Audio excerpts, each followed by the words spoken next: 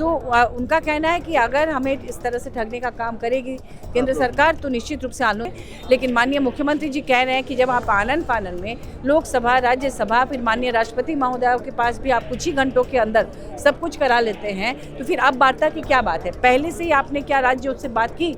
क्या आपने किसी तरह का रिपोर्ट बनाया कि इससे राज्यों पर क्या असर पड़ेगा?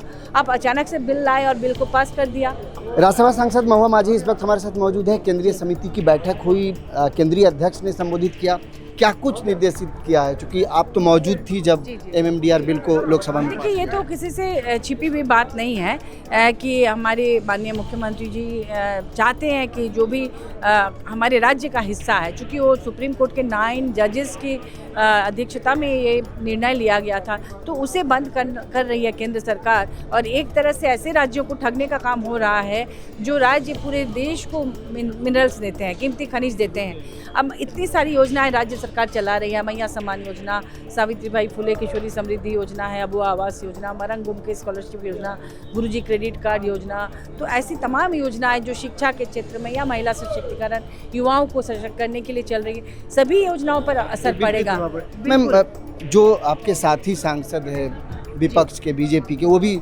मौजूद थे लोकसभा में, क्या उन्होंने कुछ नहीं कहा? नहीं, मैं बता रही हूँ, लोकसभा में जब हुआ उसके नेक्स्ट डे 13 तारीख को अचानक से बिल लाया गया और राज्यसभा में, और मैं बता दूं कि मैं सिर्फ अकेले अपने पूरे झारखंड से सिर्फ मैं ही इस पर बोली हूँ और किसी ने बोला नहीं, चाहे बीजेपी के हो चाहे, तो मैं ही बोली और किसी को कुछ समझने बुझने का मौका नहीं मिला। समझ ही नहीं पाए? नहीं, मैं तो समझ गई थी, तभी तो पहले ही आ जाता। मैं लड़ भिड़ कर मैं अपना पक्ष रखी हूँ, विरोध दर्ज की तो ही किया। लेकिन उस दिन पूरे राज्यसभा में मैं आपको बताऊं 4 से 5 ही लोग बोल पाए, और बाकी मेरे अलावा जो 3-4 लोग बोले हैं वो लोग 1 लाइन 1.5 लाइन बोले हैं।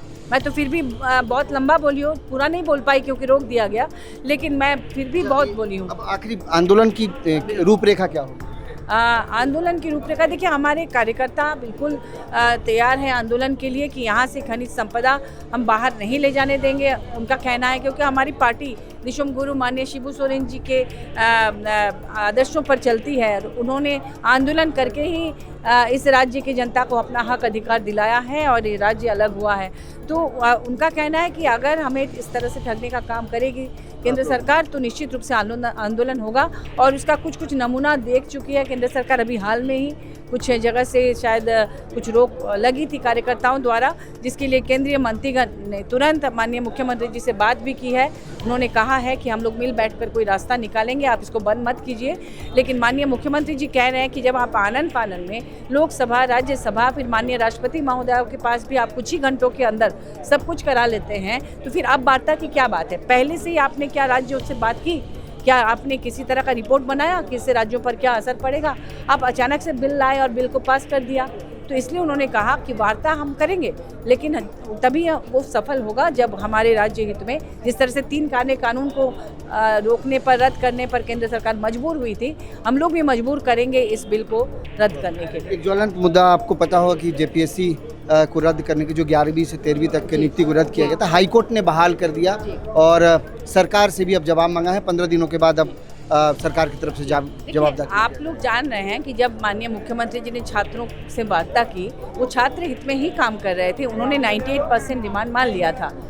जो 2% बचा था उसमें से ये था, ये CGL का एग्ज़ाम, जिसे वो रद्द नहीं कर पा रहे थे, और इन्हीं कारणों से नहीं कर पा रहे थे कि अगर कोई नौकरी कर रहा है तो अगर उसे सरकार रद्द करती है तो जाहिर सी बात है कि वो अपनी नौकरी बचाने के लिए वो कोर्ट की शरण में जाएंगे और न्यायालय उनको रोक लगाएगा। शायद इसीलिए विलम्ब हो रहा था इस डिसीजन को लेने में। लेकिन कुछ राजनीतिक दल इस तरह से छात्रों को उकसाने में लगी हुई थी और इस तरह से पूरे झारखंड में अशांति फैलाने में लगी हुई थी कि आनन फानन में फैसला नहीं किया छात्र हित को देखते हुए, क्योंकि कुछ छात्र अनशन पे बैठ गए थे। उनके भविष्य को देखते हुए, उनकी जान की कीमत को समझते हुए माननीय मुख्यमंत्री जी ने ये निर्णय लिया होगा। लेकिन अब ये फैसला चूंकि सरकार के लिए, देखिए, सरकार तो शुरू से ही 98% मान ही ली थी। CGL में असमर्थता व्यक्त कर रही थी कि भाई इसको करना हमारे हाथ में ही नहीं है, क्योंकि न्यायालय के आदेश से सरकार ने कहा था ना, सारे मंत्रियों ने कहा था, हम लोगों ने भी कहा था कि CGL का एग्जाम जो है माननीय। CGL वाले में अभी राहत नहीं है, CGL वाले तो उनकी सुनवाई कल होगी। ये वाली, लेकिन JPSC कितने सर CDPO की बात कर रहे हैं, इसके अलावा जो BDO COs थे वो और फूड सेफ्टी ऑफिसर, हाँ इन पे राहत हुई। हम लोग मीटिंग में थे तो पूरा हम लोग न्यूज़ नहीं देख पाए थे, अभी अभी आपने कहा तो पता चला। तो ऐसा है कि जो भी हुआ है, अब सब कोई इस देश में न्यायालय में जाने के लिए सब स्वतंत्र हैं, वो अपनी बात वहाँ रखेंगे। उसके बाद हो सकता है जांच हो, जांच में जो दोषी पाए जाएंगे उन पर कार्रवाई होगी, जो निर्दोष है। एक बात आप मानती हैं कि जिस तरीके का आंदोलन दबाव सरकार पर पड़ा, शायद इसलिए सरकार ने ये फैसला लिया? दबाव नहीं, पॉलिटिकल पार्टियों ने दबाव बनाने की कोशिश जरूर की, लेकिन छात्र हित हमारी सरकार के लिए सर्वोपरि है। छात्र जब अनशन पे बैठे हैं, उनकी सेहत का सवाल है, वो बारिश में भीग रहे हैं, उनकी जो तकलीफ थी वो हमारे लोगों से देखी नहीं गई। हमारी सरकार, हमारे विधायक, माननीय सांसद, उनसे देखी नहीं गई, तब उन्होंने मजबूरी में ये निर्णय लिया होगा, मुझे ऐसा लगता है। मैंने इस पर बात नहीं की क्योंकि अभी अभी निर्णय आया है, लेकिन मैं पर्सनली जो समझती हूँ, मुझे ऐसा लगता है, इसीलिए शायद CGL और बाकी चीज़ करने में थोड़ा विलम्ब हो रहा था। बेहद शुक्रिया हमसे बातचीत के लिए। तो राज्यसभा सांसद महुआ माझी मौजूद थी और प्रभात खबर डिजिटल से बातचीत करते उन्होंने कहा कि जाहिर तौर पर सरकारों के हित में कहीं ना कहीं मुख्यमंत्री हेमंत सोरेन ने फैसला लिया और सभी को कोर्ट जाने का अधिकार है। माननीय न्यायालय ने तमाम जो कर्मचारी हैं उनको राहत दी है, ये अच्छी खबर है क्योंकि उनको राहत मिली। दूसरी बड़ी बात, जो MMDR बिल है, इसको लेकर के झारखंड मुक्ति मोर्चा जो है वो आंदोलन के मूड में है और इन्हीं रणनीतियों पर बातचीत हुई है। मुख्यमंत्री हेमंत सोरेन ने विस्तार से तमाम चीज़ों पर बातचीत किया है और ये माना गया है कि अगर केंद्र सरकार इस बिल को वापस नहीं लेती है तो उग्र आंदोलन होना राज्य में तय है। तो आप देख रहे थे प्रभात खबर डिजिटल और मैं हूं नवीन, मेरे साथ मेरे सहयोगी कैमरे के पीछे कुणाल। नमस्कार। प्रभातखबर.com, विश्वास वही, रफ्तार नहीं।